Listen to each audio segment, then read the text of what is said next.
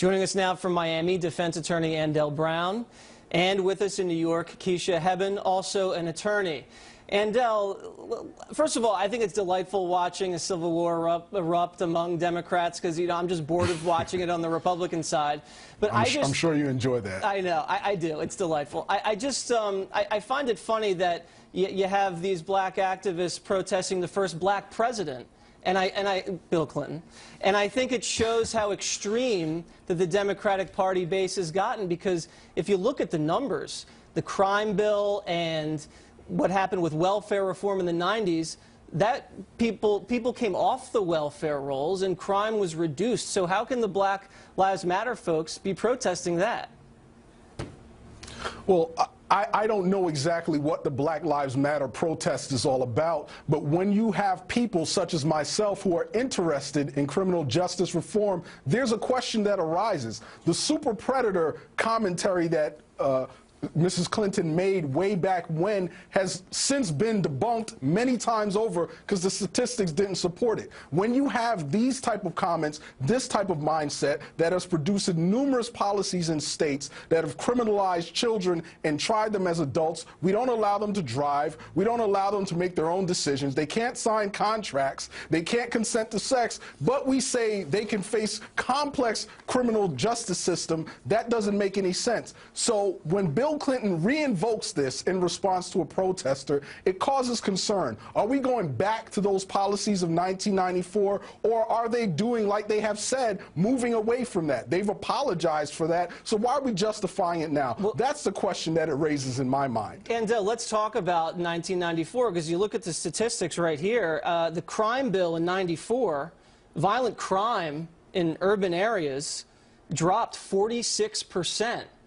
After this bill passed. It was dropping since 1992 before the bill was even signed. Okay, so that had nothing to do with it? That was already happening. Okay, so it was already happening, and it continued to happen. Okay, listen, I can't say it had nothing to do with it. Keisha, I think when crime goes down, that's a good thing. It's an excellent thing. And one of the things that a lot of people are forgetting is that when this bill, such as the one that Bill Clinton passed back in the 90s, we're forgetting about the victims' family members. They're not looking at, okay, this was a black person or a white person who killed my family member. They're looking at, we were victimized, we want justice. And if there's a need for a bill to reduce the amount of crime, whether it be in a black community or a white community, the fact of the matter is that it's needed. And one of the things that I don't agree with Black Lives Matters is they're not looking at all the underlying issues. It's more so, let's vilify police officers. I've been married to a police officer for 17 years, and I saw him every day put that uniform on and go to protect the community, and he's explained, he's a black officer,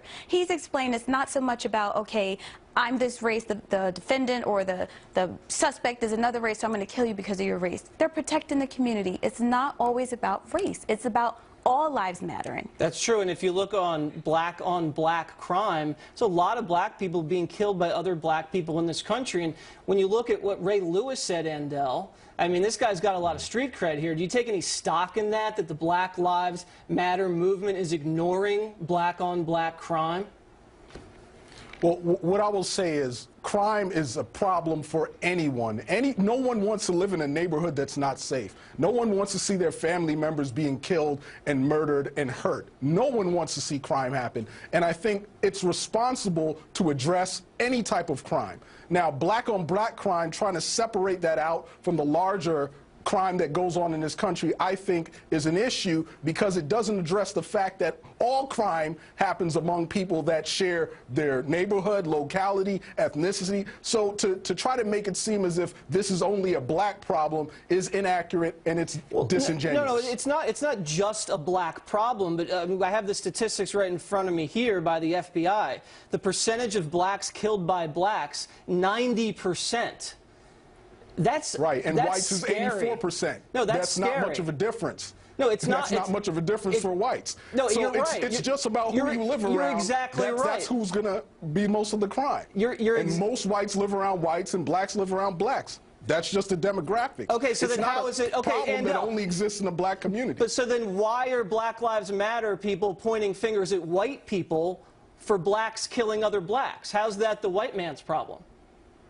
Well, I don't know that they're doing that, and I can't speak for Well, that's Black Lives exactly Matter what they're as I'm doing. not a part of them. That's exactly what they're doing. That's your characterization of what they're doing. No, come on, because they've been marching all over the country saying that. Keisha. I can speak for myself, and let me tell you what I'm concerned about. Andell, 1 second. Let Keisha get in. I believe that one of the things that we have to do, whether it be personally, as a race, as a gender, you have to look at yourself first. And you have to say, how can I improve as a person? And me being an African American, I look at the senseless murders going on in cities like Camden and Newark, and we have to start there. We have to teach our children better morals. We have to promote better education. We have to encourage more minorities or people in that community to be on the police force, to become prosecutors, to become judges. That's where the problem lies. You have to work within, and then you can start pointing fingers once you've done your work. That's a great point. Andell, Keisha, thank you guys very much. Thank you.